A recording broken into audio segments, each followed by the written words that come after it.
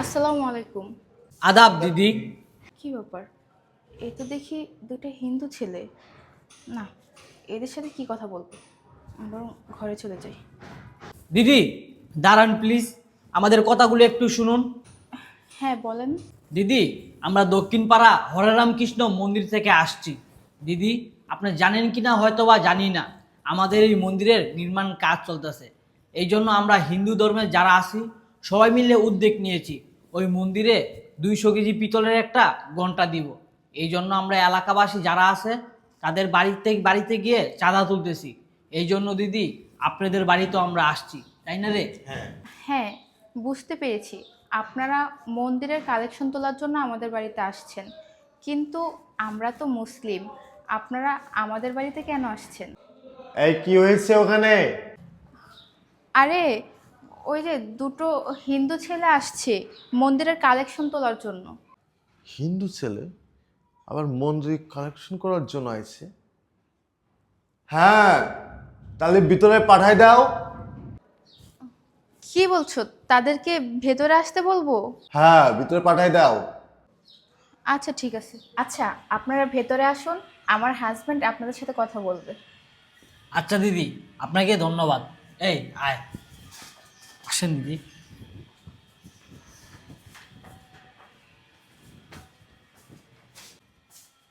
আসেন।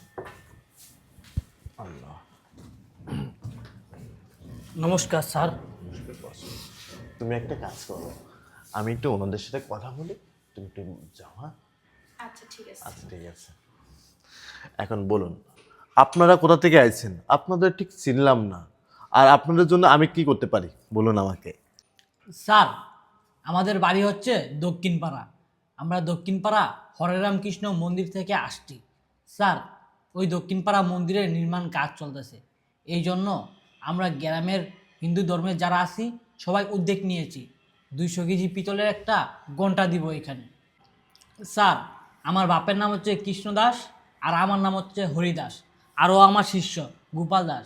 স্যার, আমরা এলাকারই ছেলে পেলে। আপনি হয়তো আমার বাবাকে চিনবেন না, দেখলে আপনি ঠিকই চিনবেন। স্যার, আপনি হয়তো জানেন না, আমাদের এই দক্ষিণ পাড়া হরেরাম কৃষ্ণ মন্দিরের নির্মাণ কাজ চলতেছে। আমরা সবাই মিলে উদ্যোগ নিয়েছি ওই মন্দিরে 200 কেজি পিতলের একটা ঘন্টা দিব।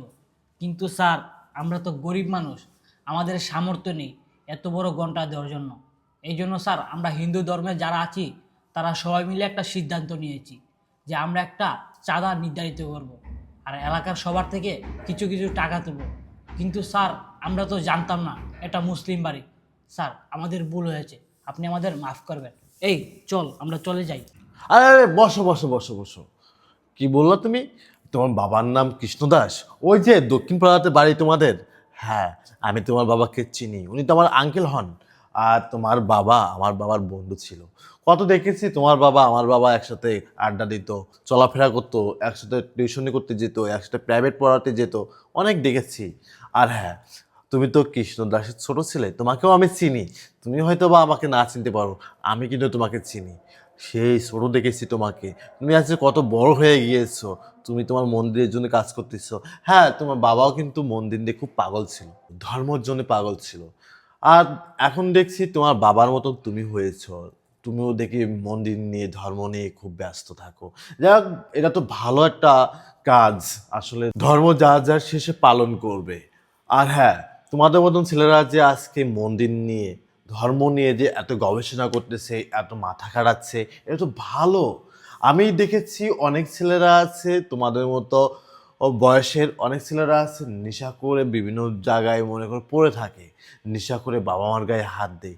আর সেখান থেকে আমি দেখতেছি তোমাদের মতো ছেলেরা মন্দির নিয়ে ধর্ম নিয়ে খুব গবেষণা করতেছে, খুব ভগবানকে ডাকতেছে। এটা তো খুব ভালো, ভালো একটা উদ্যোগ নিয়েছো।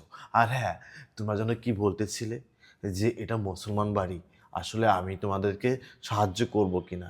আরে পাগল, মুসলমান তো কি হয়েছে, যার ধর্ম সে পালন করবে।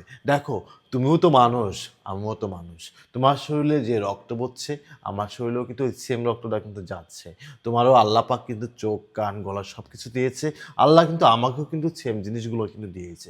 কিন্তু আমরা মানুষরা কিন্তু ভেদাভেদ করে নিয়েছি। আসলে এটা কোনো বিষয় না। তুমি মনে কিছু নিও না, যেহেতু তুমি আমার বাসায় আইছো, কোনো সমস্যা নেই।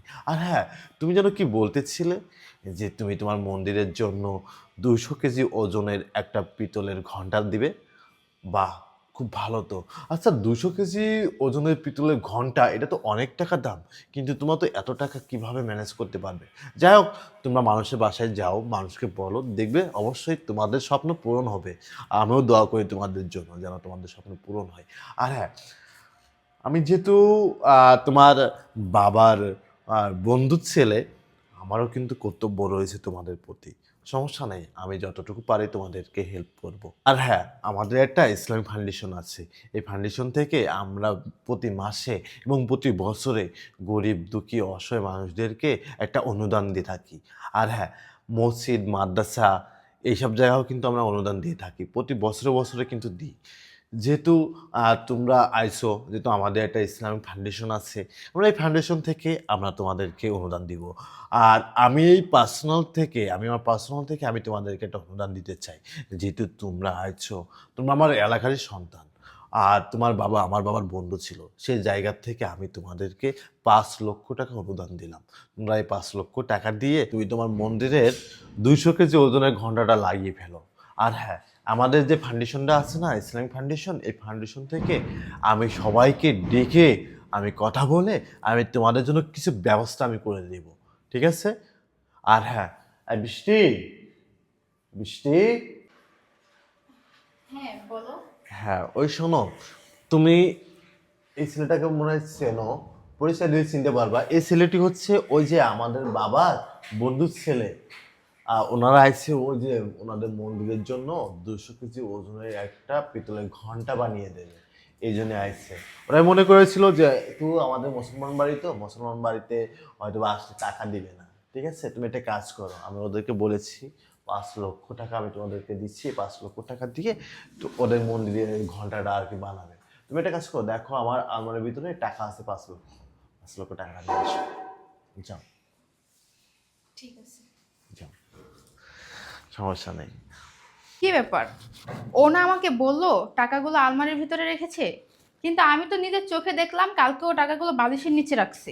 দেখি তো, এই যে, আসলেই ওর মাথার না একদম তার ছিঁড়ে গেছে। আর যদি সুস্থ স্বাভাবিক থাকতো তাহলে এই সামান্য দুটো ছেলেকে 5 লক্ষ টাকা দিতে রাজি হয়ে যেত। কি আজব, 400-500 টাকা দিয়ে দিলেই তো হতো, তাই বলে 5 লক্ষ টাকা? ও নিশ্চয়ই পাগল হয়ে গেছে। কি আর বলবো, দিতে বলছে, দিয়ে আসি। অনেকদিন হলো তোমার মা আমাদের বাসায়। ও আনছো? হ্যাঁ, আচ্ছা ঠিক আছে, তুমি যাও এখন। আচ্ছা যাও। এ নাও, এই টাকাটা তুমি রাখো, এখানে 5 লক্ষ টাকা আছে।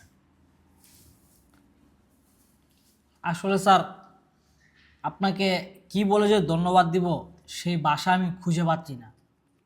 আর আপনাকে আমি ধন্যবাদ দিয়ে ছোটও করব না। আসলে আপনি আমাদের মন্দিরের জন্য এই 5 লক্ষ টাকা দান করলেন, এ আমি প্রথম দেখলাম। আসলে স্যার, আপনার মনটা অনেক বড়। আপনি মুসলমান হয়েছেন তো কি হয়েছে, আপনার ভিতরে ধর্ম নিয়ে কোনো ভেদাভেদ নেই।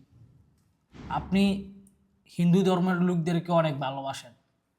আমার বাবা আপনার কথা অনেকবার বলেছে, আমি তেমন একটা গুরুত্ব দেইনি, কিন্তু কিভাবে যে আপনার বাসায় আমি চলে আসলাম, এটা হয়তো এই ভগবানেরই ইচ্ছা।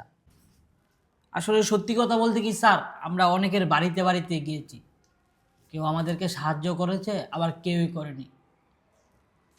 মানুষের কথা কি বলবো, আমাদের হিন্দু ধর্মের লোকেরাই অনেকে আমাদেরকে সাহায্য করেনি। আর স্যার, আপনি মুসলমান হয়ে আমাদের হিন্দু ধর্মের জন্য এই 5 লক্ষ টাকা দান করলেন। স্যার, আপনি যে এত বড় মহান মনের মানুষ আমি আগে জানতাম না।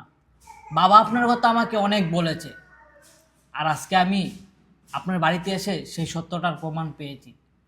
আসলে স্যার বলতে কি, আমরা অনেক মুসলমান বাড়িতে গিয়েছি, তারা আমাদেরকে তাদের বাড়িতে পর্যন্ত ঢুকতে দেয়নি, তারা আমাদেরকে তাড়িয়ে দিয়েছে। আর স্যার, আপনি আমাদেরকে আপনার বাড়ির ভিতরে ঢুকালেন, আবার এই 5 লক্ষ টাকা অনুদান দিলেন। স্যার, আপনার এই কৃতজ্ঞতার কথা আমরা সারা জীবন মনে রাখবো। আমি আপনার কথা গিয়ে আমার বাবার কাছে বলবো যে আপনি আমাদের এই মন্দিরের জন্য 5 লক্ষ টাকা দিয়েছেন। স্যার এখন তাহলে আমরা আসি। আচ্ছা ঠিক আছে, এটা ক্যাচ করেন। তাহলে আজকে আপনি যান। আর আমি যেটা আপনাকে বললাম না, আমাদের একটা ইসলামিক ফাউন্ডেশন আছে, ওই ফাউন্ডেশনে যারা আছে সবার সাথে কথা বলে আপনাদের ওখান থেকে একটা অনুদান দিয়ে আমরা চেষ্টা করব, ঠিক আছে? ঠিক আছে স্যার। স্যার আরেকটা কথা, আপনার কিন্তু নিমন্ত্রণ রইল। আগামী 22শে ফেব্রুয়ারি আমাদের মন্দির উদ্বোধন করব, আপনি কিন্তু আসতে হবে স্যার। আচ্ছা ঠিক আছে, আমি চেষ্টা করব তোমাদের মন্দিরে যাওয়ার জন্য, ঠিক আছে? তাহলে তোমরা এখন যাও। আচ্ছা, নমস্কার স্যার।